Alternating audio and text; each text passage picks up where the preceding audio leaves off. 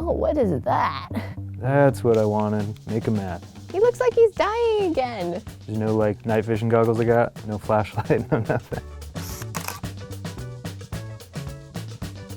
Hi, my name is Mercy Hasselblad. I'm a wildlife photographer. My name is Corey Kennedy, and I'm a wildlife photographer. Wildlife photography is basically going out in nature, getting dirty, and waiting for the right animal to come along. When you work with wildlife, it's really just knowing that they're wild animals, but also being prepared as much as you can. I love being out and capturing them in the beauty that I see and being able to show that to other people. I'm hoping I do pretty well. Whoa, they're right there. Yeah, none of these Pokemon are any Pokemon, I know. Bringing back so many feels though. The animals are a lot closer than they usually are, and you see them right away, which never happens when you're photographing in the wild. Moving is gonna be really hard just to get an authentic look, just because you really want to try and stay still. You want them to come to you.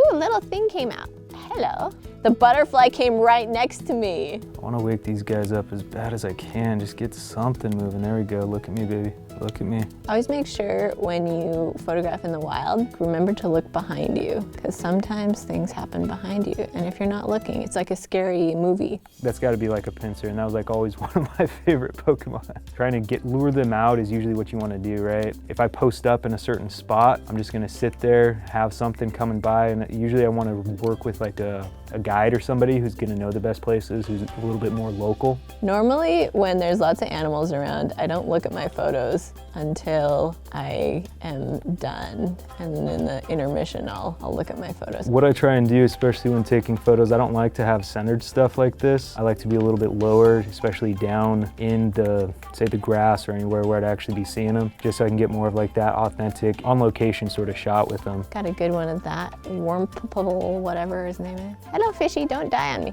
He looks like he's dying again. The little duckies are concerned. If I could stop right here, I would have stopped right here and just sort of waited until he turned around, try and got his attention. You can get that nice frame up. The thing about photographing nature for me is that once you get a good picture of something, unless you see a picture that would beat that picture, I don't ever need to take it again. Especially when it comes to birds and animals that are sort of predators. You want to have some bait out there to try and draw them in and sort of have like some camouflage, and that's what usually draws them in for that perfect portrait shot. Ooh, this is pretty. There's a buffalo with a wreath in its hair. I'm gonna try to get its head up. We always gravitate towards photos where we can see a being's eyes though. Right there. I want the person, when they see the photo, for their eyes to sort of just naturally lead on to a certain spot. I did not know there was a memory. Is there any way I can format real quick? Because normally you'd want a much larger memory card for this kind of stuff. There we go, last second, there we go, that's the shot. So right now I'm selecting this one. I wish the butterfly had been a little bit further up into the corner so we could get some nice rule of thirds, or his wings had been expanded a little bit more. But I can see the butterfly's body, and I can see most of the wings, and I can see some nice topography in the background. The stream coming through is nice. So I think one of my favorite ones definitely was like probably one of the hoots over here. I know it's not going to be the best because it's going to be kind of hard to see, but if I had different settings or anything like that, I'd really enjoy something like this if I could frame it up a little bit more and sort of have the eyes of the viewer go down to where his eyes are.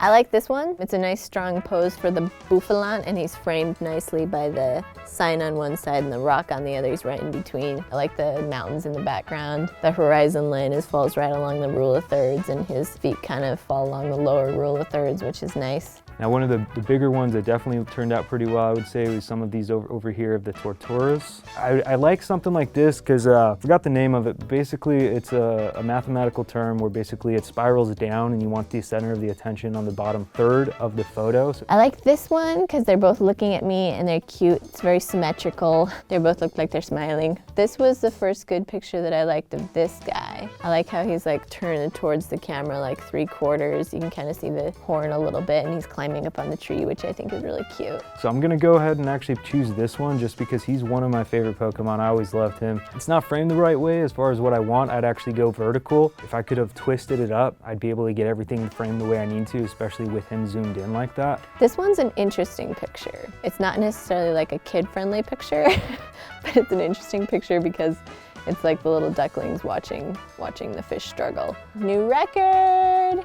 I like that picture. I would be proud of that picture if it was a real buffalo or whatever. I was surprised this guy didn't want to move whatsoever. Had he moved, I would have loved like a charging shot even. Any animal can just be there sleeping, having fun. But when you get them about to strike or something like that, standing on their hind legs, like that's the cool stuff that I love. We'll keep that one. We got the 2 gold stars.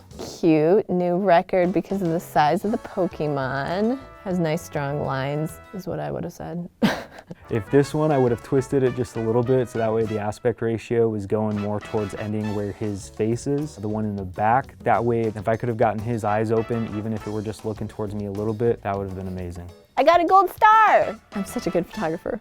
Well, if photographing wildlife was this easy, I think more people would do it. And the fact that I was able to really play this and sort of see how it translates, you know, the skills that I have from wildlife and just regular photography into this, I know everybody's gonna love it.